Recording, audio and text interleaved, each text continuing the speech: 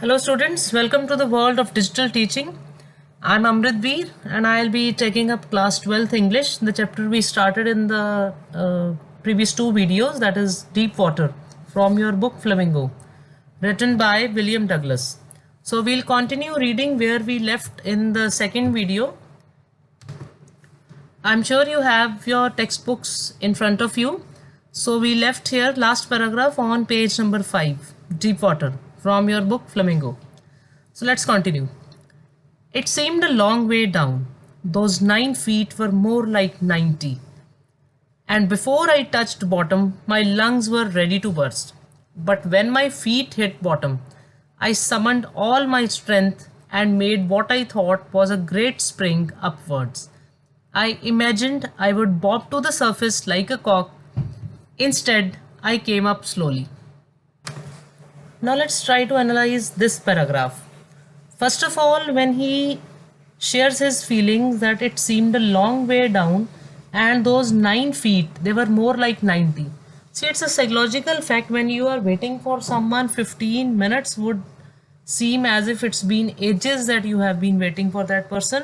And when, let's say, suppose you are watching your favorite movie, even 3 hours would go by as if just 15 minutes passed. So that's a simple plain psychological fact. That's how it happened. So when he was going down, since it was his let's say it may be the situation of someone drowning, so those 9 feet, it seemed like 90 feet when he was going down. So before I touched the bottom, now see, his strategy was that he would bounce back. But he says, before I touched the bottom, my lungs were ready to burst. There was so much pressure. This is the science actually. When you go down, you swallow water. When you are in under the water, you swallow water that goes into your lungs. It exerts pressure on your lungs and you are not able to breathe. So that's how this mechanism works. So he felt as if his lungs were ready to burst. But then what happened? But when my feet hit bottom, I summoned all my courage. Summoned is gathered, collected. I summoned all my courage, all my strength, and made what I thought was a great spring upwards. So he had imagined, he collected all his strength, he had imagined that when he hits bottom, he'll spring back like cork. Cork is a very soft, porous wood. You must have seen some bottles are sealed with a cork on top, and when you throw it upwards, it blows into the air because of the pressure exerted. So it's a soft wood with pores, too many pores in it. So I would bob, that is spring back to the surface, come back to the surface like a cork, jumping back. Instead, I came up slowly. So what happens instead of that? He just came up slowly. He opened his eyes and saw nothing but water. Water that had a dirty yellow tinge to it. I grew panicky.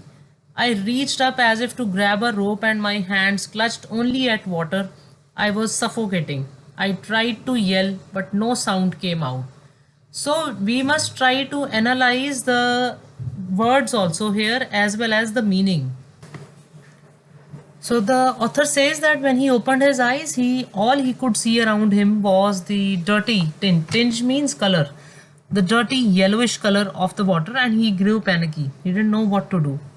Then I reached up as if to grab a rope. Someone who is falling down, someone who is drowning, he would, of course, naturally his reaction will be to catch something, to hold on to something. So this was the same with the author here. But my hands clutched only at water, and of course there was nothing to hold on to. It was just water. I was suffocating. He was choking. He was short of breath. I tried to yell, but no sound came out. Of course, he could not yell out. He could not shout under the water. Then my eyes and nose came out of the water, but not my mouth. So only his eyes and nose could come out when he had pushed his body from the bottom of the surface towards the surface of the water. I flailed at the surface of the water. Flailed is floating lifelessly. Swallowed and choked, I tried to bring my legs up, but they hung as dead weights, paralyzed and rigid. So he felt as if his legs were lifeless. Why? Because he didn't have any force left in his body. He didn't have any energy left in his body, so he couldn't bring up his legs. A great force was pulling me under. He was as if being pulled down towards the pool. I screamed, but only the water heard me. I had started on the long journey back to the bottom of the pool. Now he again started going down into the pool towards the bottom of the pool. I struck at the water as I went down, expending my strength as one in a nightmare. Now he struck at the water as if he was trying to avoid the water, as if he was trying to find something to hold on you. That is, he was simply moving his arms and legs, which resulted in his consuming, expending my strength is consuming his strength.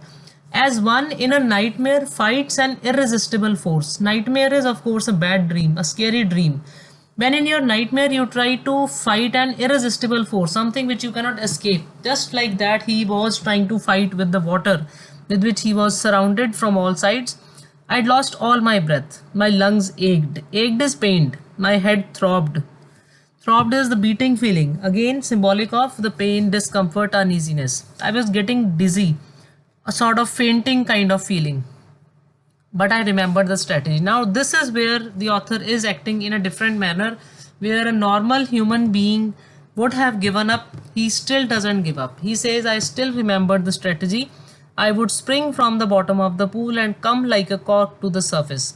I would lie flat on the water, strike out with my arms, and thrash with my legs. So, this was his strategy. He reminded himself once again that this is the method that he'll be using. Then I would get to the edge of the pool and be safe. Now, instead of that, what happened? Let's see. But I went down, down endlessly. I opened my eyes, nothing but water with a yellow glow. Dark water that one could not see through. Dark water that one could not see through is because there was nothing else to see around. So it was just that he was only able to see water all around which he could not escape. And then sheer stark terror seized me. Sheer stark terror is severe, extreme terror. Seized him. Seized him is captured him, held him. Terror that knows no understanding, terror that knows no control, terror that no one can understand who has not experienced it. I was shrieking underwater. Now, see what has happened is sometimes actually, we know it's a fact. Fear is irrational, often. Often it is irrational. For example, why would someone be afraid of a cockroach? A cockroach is, let's say, 1/100th of the size, sorry, 1,000th of the size of your body, maybe even more than that, right? So why should someone be scared of such a small insect? Why should you not be scared of a small ant or a house fly, but you are scared of cockroach? So fear is irrational. It's not always rational. Now he says, I was seized by extreme terror, which knows no control. He could not control it. Why he was feeling so terrified? He could not understand how he was experiencing that. He was only shouting underwater, shouting for help. I was paralyzed underwater, stiff, rigid with fear, as if he was frozen. He was still. Stiff is basically the opposite of flexible. So something which is not flexible, hard. So it was very rigid. Even the screams in my throat were frozen. Now, why would the screams be frozen? It is symbolic that he was simply gripped by the extreme level of terror, and even the sound, his voice would not come out of his throat. He was so hard, rigid with fear. Even the screams in my throat were frozen. Only my heart and the pounding in my head said that I was still alive. So these were the only two indications, the beating, the throbbing feeling in his head and the beating of his heart. These were the two indications that he was still alive. Otherwise, he simply felt lifeless, right? And then in the midst of the terror came a touch of reason. I must remember to jump. A reason is he brought himself back to reality. He reminded himself. I must remember to jump when I hit the bottom. At last I felt the tiles under me. Tiles is the tiles of the bottom of the pool. My toes reached out as if to grab them. I jumped with everything I had, but the jump made no difference. So again he reminded himself that he has to push his body back upwards when he hits the bottom of the pool, but there was no difference. He could not jump. The water was still around me. I looked for ropes, ladders, water wings, nothing but water. So there was nothing all around him, no escape from the huge mass of water around him. A mass of yellow water held me. He was as if being captured in that mass of water. Stark terror took an even deeper hold on me like a great charge of electricity. I shook and trembled with fright. Fright is again fear. My arms won't move, my legs won't move. I tried to call for help, to call for mother, nothing happened. Now, this is a frantic try. Frantic is when you see that you don't have any other option. It's a desperate measure. You call out for help from all possible sources. You want to try out everything to save yourself. That is a desperate measure. But nothing happened. So he tried to do everything that was in his control, you can say. And then, strangely, there was light. I was coming out of the awful yellow water. At least my eyes were. My nose was almost out too. Then I started down a third time. Again, the same thing happened. He started getting drowned. Started drowning actually into the pool. I was coming out. Only his eyes were coming out. His nose was almost out, but then he started sinking again.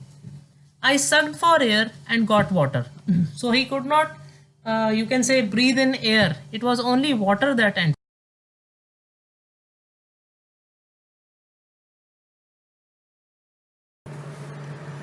Then all effort ceased. I relaxed. Even my legs felt limp, and a blackness swept over my brain. It wiped out fear, it wiped out terror. There was no more panic. It was quiet and peaceful. Nothing to be afraid of. This is nice to be drowsy, to go to sleep. No need to jump. Too tired to jump. It's nice to be carried gently, to float along in space, tender arms around me, tender arms like mothers. Now I must go to sleep. Now, see, now what has happened? The scene has changed now. Then all effort ceased. Ceased is stopped. So finally, he stopped making all the efforts after he went down the third time. So, why would he stop making the efforts? The reason, he didn't have any energy left in him to struggle. His legs felt limp. Limp is lifeless. Blackness swept over my brain. That is, he was fainting now. Everything was becoming dark.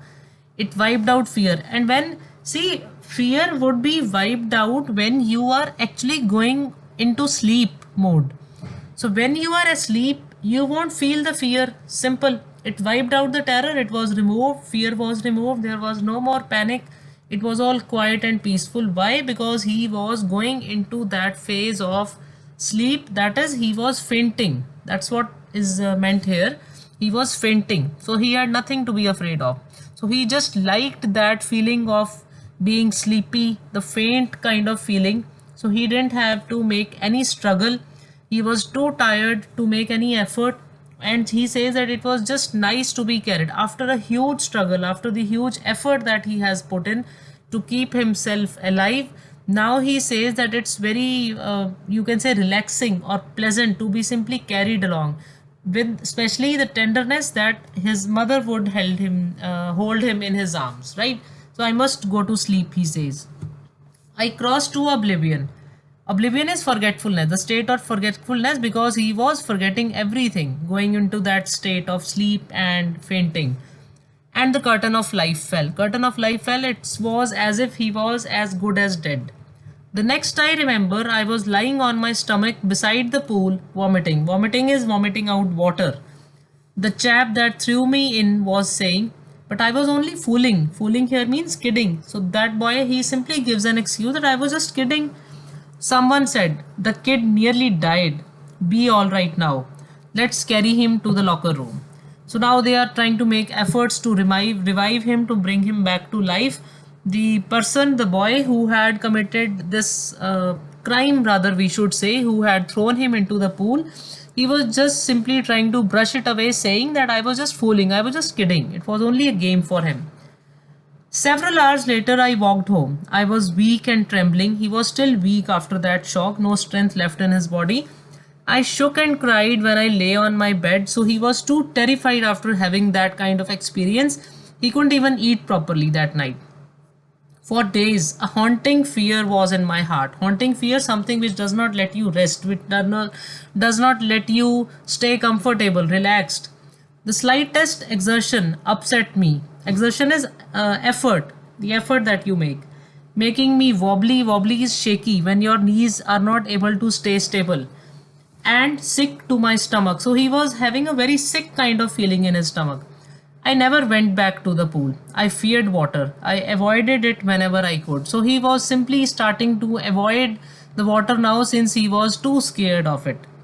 A few years later, when I came to know the waters of the Cascades, I wanted to get into them, and whenever I did, whether I was wading the Titan or bumping river or bathing in the warm lake of the Goat Rocks, the terror that had seized me in the pool would come back. It would take possession of me in the pool, would come back. It would take possession of me completely. My legs would become paralyzed. Icy horror would grab my heart. Now, what has happened now? Since this fear it turned into phobia for him, he was not able to do away with it. He was not able to avoid that fear now. It seized him with all its might, with all its power, you can say. It had full control over him. He wasn't able to swim. The fear always came back to him. He has quoted these different places where he ever tried to swim to test his hand in swimming, but the fear would always come back to him. So this was, we can say, the second part. The first was the childhood incident, then the second, the YMCA pool incident, how his fear was turned into a phobia. Now this will we'll go to the third part in our next video. We'll stop here for today. In our next video, we'll study how he will be able to overcome this handicap. Whether he will be able to do it or not, I'll leave this question for you. Let's see. If yes, if he is able to tackle it, then how can he do that now that this terror is extreme for him? So let's just wait for the third part to unravel the mystery, how he will be able to handle this. Will he be successful or not, and in what way? So thank you all for watching this video. Stay tuned. Please go through the chapter once again. I have been repeating this every time. So again, I would like to request you all to go through the chapter, read the text, enjoy the story. You will enjoy literature because after all, literature is life. Thank you all. Stay tuned. We'll be soon back with the next video to complete the reading of this chapter. Thank you once again.